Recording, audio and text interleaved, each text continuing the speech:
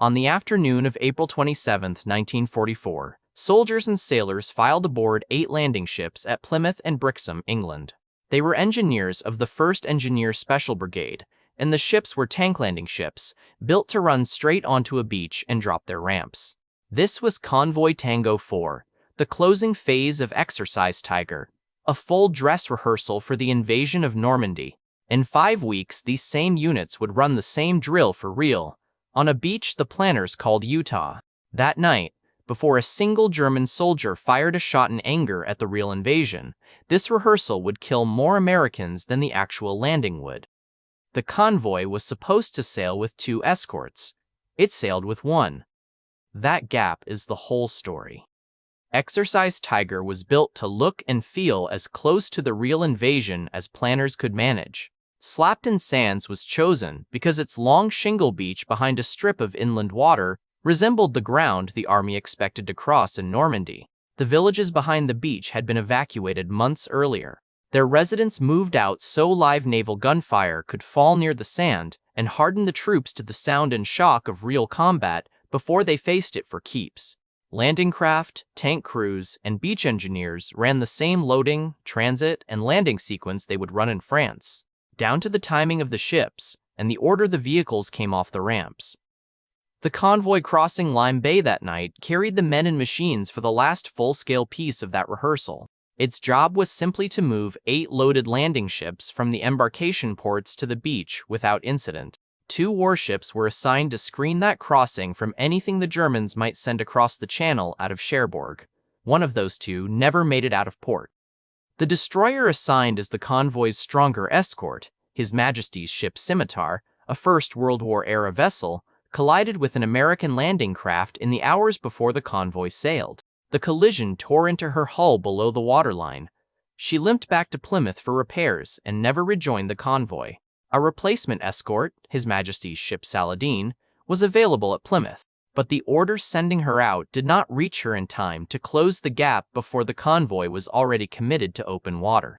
Convoy T-4 went to sea with a single warship standing between 8 loaded landing ships and the open channel, the corvette, His Majesty's ship Azalea, commanded by Lieutenant Commander George Geddes of the Royal Navy. Hold that number. 2 escorts planned, 1 escort delivered. 1 small corvette built for hunting submarines at a plodding pace, with a top speed under 20 miles an hour, standing in for a full screen against whatever the German Navy still had operating out of France. Now the number that mattered more than any other that night, what was actually coming for her? 9 German E-boats. The Kriegsmarine's Schnellboot slipped out of Cherbourg shortly after midnight. British motor torpedo boats normally patrolled off the port specifically to catch this kind of sortie before it reached open water, but the E-boats got past them undetected in the dark. These were not slow patrol craft, built of wood and light alloy over a steel frame to keep their weight down. Powered by 3 engines producing several thousand horsepower between them, an E-boat in 1944 could hold roughly 46 miles an hour on its engines and touch nearly 50 flat out, fast enough to outrun almost anything the Allies had in local waters. Against Azalea's top speed of under 20 miles an hour, that is close to 3 times faster. Fully loaded E-boat displaced something over 100 tons, small enough to hide in a wave trough and quick enough to close the range before a target's lookouts had time to react. 6 of the 9 boats belonged to the 5th Schnellboot Flottille, commanded by Kapitän Bernd Klug, who split his force into 3 attacking pairs to work the convoy's flanks from both sides at once.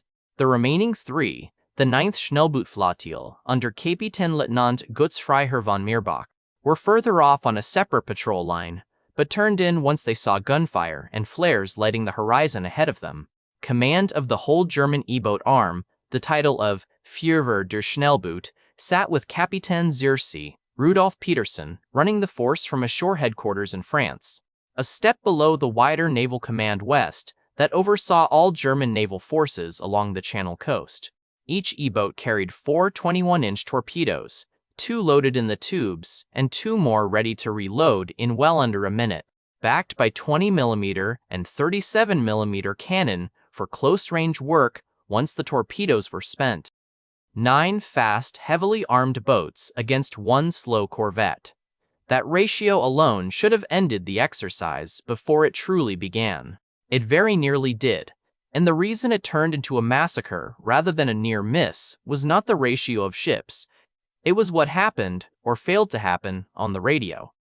British radar stations and coastal listening posts picked up the E-boats hours before they reached the convoy and passed the warning up the chain to Azalea.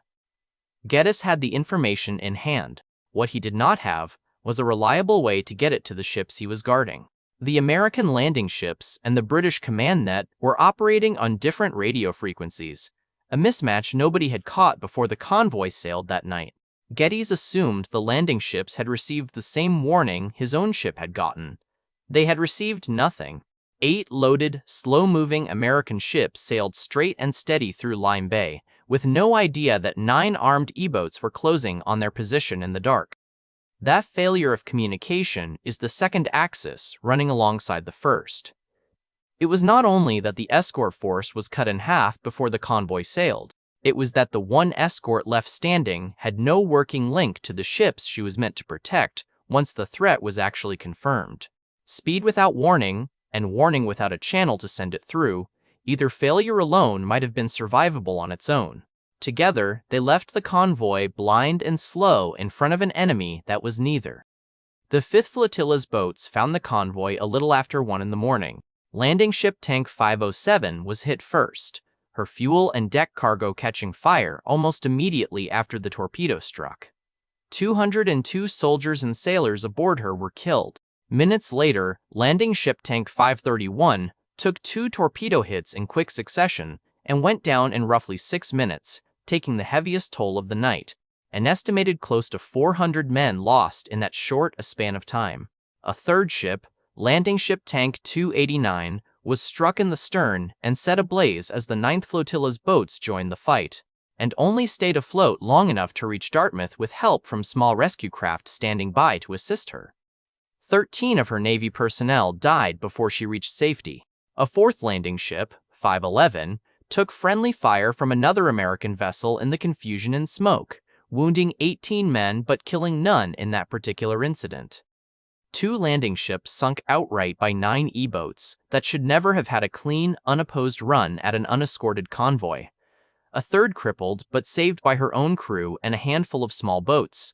It was one boat of the 9th Flotilla, S-145, whose torpedo had torn into landing ship Tank 289's rudder, stern guns, and crew quarters, leaving her ablaze but still afloat. None of the 9 E-boats were sunk in the engagement, and they broke off and ran back for Cherbourg once their torpedoes were spent. A lopsided outcome that says as much about the mismatch in speed and warning as it does about the fight itself. In the water, the cold itself became as dangerous as the torpedoes. Many soldiers had been issued life belts but never trained to wear them correctly, cinching them around the waist instead of up under the arms, which flipped a tired or wounded man face down in the water instead of holding him face up. Survivors describe drifting for hours in near-freezing water, watching other men slip under from exhaustion and cold rather than from any wound at all. The published death toll for Exercise Tiger as a whole, the E-boat attack on the water combined with the disputed friendly fire losses on the beach earlier that same night, has moved over the decades, and it is worth stating plainly rather than picking the largest number and moving on. An initial report filed in the weeks afterward counted roughly 639 dead. The figure the United States Department of Defense and most historians now treat as the standing count for the whole exercise is 749, 551 Army and 198 Navy. Some broader estimates push the total toward 800 or higher, though those additions are not consistently documented in official records and should be read as the upper edge of a contested range, not as settled fact. Even at the lowest end of that range, the number of dead from a single night of a training exercise outran the fewer than 200 American soldiers who would die 5 weeks later, actually taking Utah Beach. That comparison is the weight this whole case rests on. The rehearsal cost more American lives than the invasion it was rehearsing for. There was one more reason this attack could not simply be logged, mourned, and left in the past. Among the dead and missing were 10 American officers who held Bigot-level clearance, a category above top secret, reserved for the small circle of men who knew the actual date and landing beaches of the Normandy invasion. If any of those 10 had been captured alive, or if their bodies and the paperwork they carried had washed ashore in German hands, the entire invasion plan could have been compromised weeks before it launched. General Dwight Eisenhower held further invasion planning on the strength of that risk alone. Navy divers searched the wreck sites and the surrounding seabed methodically until every one of the 10 bodies was recovered and accounted for. Only then did planning for the real landing at Normandy continue on schedule. With the clearance risk closed, the next order of business was silence. Survivors were gathered, quarantined together, and told under threat of court-martial not to discuss what had happened, not even with other men in their own units who had not been there that night. The official casualty releases that followed weeks later folded Exercise Tiger's dead in among the wider totals from the actual invasion, without separating the two events out for the public record. The scale of a single night's loss disappeared into the larger arithmetic of the war. For decades afterward, the story of Slapton Sands stayed almost entirely out of public view, not so much covered up by any one order as simply left unspoken, uncorrected, and gradually forgotten by everyone outside the men who had been there. It came back into public memory because of a tank. In 1969, a hotel owner named Ken Small began finding pieces of old military debris washed up on Slapton Sands after a storm: buttons, spent shell casings, twisted scraps of metal. Local divers eventually told him something much larger was snagged on the seabed roughly 3/4 of a mile offshore, about 60 feet down. It turned out to be a Sherman tank, one of the vehicles lost during the exercise, sitting on the bottom of Lime Bay since the night of the attack. Small spent years working through American and British bureaucracy for permission to raise it, eventually buying the wreck outright from the United States government for $50. In May of 1984, the tank was finally pulled from the water and placed on the seafront at Torcross as a memorial to the men who died. Small spent years afterward researching the full story behind it, and in 1988 published his account, titled The Forgotten Dead, which remains the closest thing this disaster has to a definitive public record. The memorial he built is tended today by his son, and it stands as the place where the death toll from that April night is finally written down, where anyone passing through Devon can read it. The failures exposed that night did not go unanswered. In the weeks before the real invasion, Allied commanders standardized radio frequencies across American and British units, so a mismatch like the one that silenced Azalea's warning could not happen again on the day that actually mattered. Lifebelt drills were tightened so soldiers understood exactly where the belt needed to sit on the body to keep a man's head above water. Whatever else Exercise Tiger cost, the lessons pulled out of that single failed night on Lime Bay likely saved lives 5 weeks later on the beaches the exercise had been built to rehearse. Set the case out plainly. A convoy meant to sail with 2 warships sailed with 1, because a collision and a delayed replacement cut the screen in half before the E-boats ever left Cherbourg. The 1 escort that remained had the warning and no working channel to deliver it, because nobody had confirmed that American landing ships and British command shared a frequency. 9 fast, well-armed E-boats found 8 slow, effectively unescorted landing ships in the dark, and in well under an hour sank 2 of them outright and crippled a third. None of that required a single German mistake, a single lucky shot, or any failure by the men actually standing watch on the water that night. It required only the gaps that had already been opened above them before the convoy ever left port. Whether that night was simply the price of learning hard lessons before the real invasion, or a disaster that 1 working escort and 1 shared radio frequency would have prevented outright, is the question the record leaves open.